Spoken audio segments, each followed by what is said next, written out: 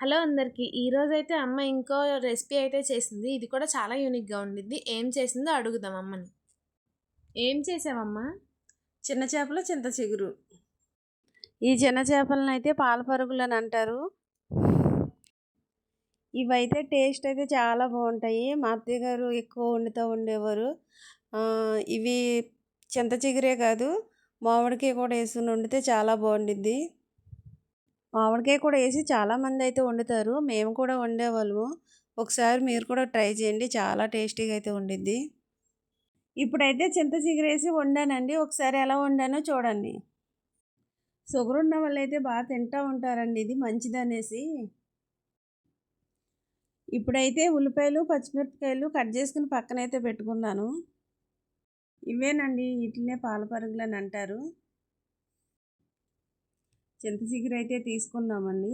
దీన్ని అయితే ముందుగా శుభ్రంగా అంతా క్లీన్ చేసుకుని కడిగి పక్కన పెట్టాను. ఇలాంటి గిన్నె అయితే తీసుకోవాలండి. ఇది మందంగా ఉంటుంది. చేపల కూరక అయితే చాలా బాగుండిద్ది. ఇట్లా చేపలన్నీ అందులో వేసుకుని తర్వాత పచ్చిమిరపకాయలు ఉల్లిపాయలు కూడా వేసుకోవాలి అందులో. గిన్నె అయితే మందంగా ఉండేటట్టు చూసుకోండి. చేపలు అయితే చాలా ఫాస్ట్గానే ఉడికిపోతాయి. ఎక్కువ టైం అయితే తీసుకోదు. అడుగంటుకోకుండా అయితే ఉండిద్ది. ఈ చేపలు అయితే చాలా టేస్ట్గా ఉంటాయండి. ముళ్ళు కూడా తీసే పని ఉండదు కదా, ముళ్ళుతోనే తినేయచ్చు. చాలా బాగుంటాయి. ఇప్పుడు కల్లుప్పు అయితే వేస్తున్నాను. పసుపు అయితే లైట్గా వేసుకోవాలండి. ఇది నీసువాసన రాకోకుండా ఉంటుంది, బాగుండిద్ది. తగినంత కారం అయితే వేసుకోవాలి. కారం అయితే ఇంట్లో చేసిందే వేసుకోండి, బాగుండిద్ది బయట కన్నా. ఈ కారం అయితే మా నాన్నగారు అయితే పట్టుకొచ్చారు. ఈ కారంలో మసాలాలన్నీ వేసి పట్టించారు. చాలా టేస్ట్గా అయితే ఉండిద్దండి. సరిపడా ఆయిల్ అయితే వేసుకోవాలి. అన్నీ వేసేసుకున్నాం కాబట్టి ఒకసారి మొత్తం అయితే కలిపేసుకుందామండి.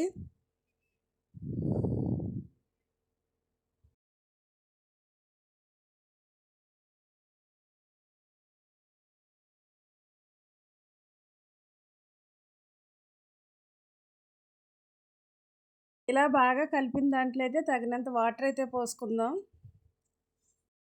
ఇప్పుడైతే బాగా మిక్స్ చేసుకుని పొయ్యి మీద అయితే పెట్టేసుకుందామండి.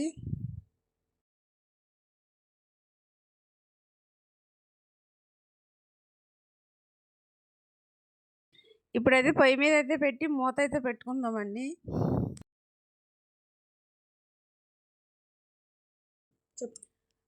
ఇప్పుడు శుభ్రం చేసుకున్న చింత చిగురు అయితే బాగా పేస్ట్ లాగా అయితే చేసుకోవాలండి. మిక్సీ పట్టేటప్పుడు కొంచెం వాటర్ అయితే వేసుకుందామండి.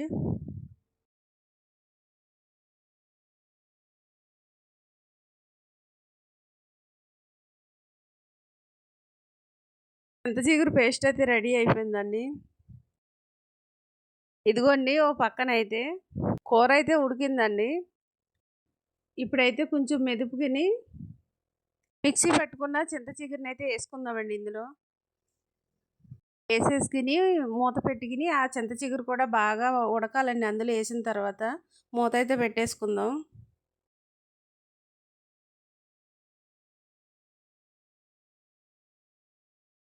కూర అయితే ఉడికిపోయిందండి, రెడీ అయిపోయింది.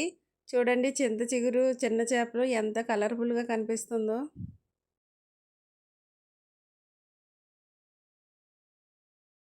లాస్ట్లో అయితే కొత్తిమీర అయితే వేసుకుందామండి.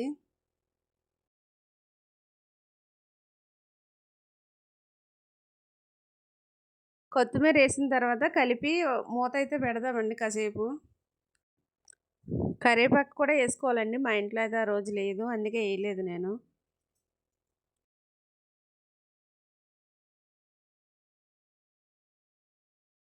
ఫైనల్గా ఇలా కూర అయితే వచ్చిందండి. చాలా టేస్టీగా ఉంది.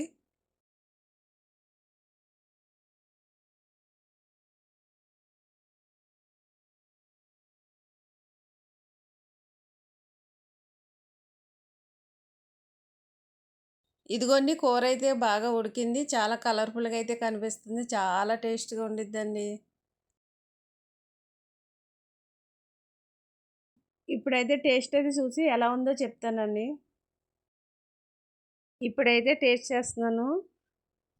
మీరు కూడా ఒకసారి ట్రై చేయండి. చాలా అంటే చాలా బాగుందండి. ఒకసారి మీరు కూడా ట్రై చేయండి. నాకైతే చాలా బాగా నచ్చిందండి. చేప కూడా చాలా బాగుంది. ఖచ్చితంగా మీరు కూడా ట్రై చేయండి. చూశారు కదా అమ్మ చేసిన రెసిపీ అయితే. మీరు కూడా ఖచ్చితంగా ట్రై చేయండి. వీడియో నచ్చితే ఖచ్చితంగా లైక్ చేసి సబ్స్క్రైబ్ అయితే చేసుకోండి.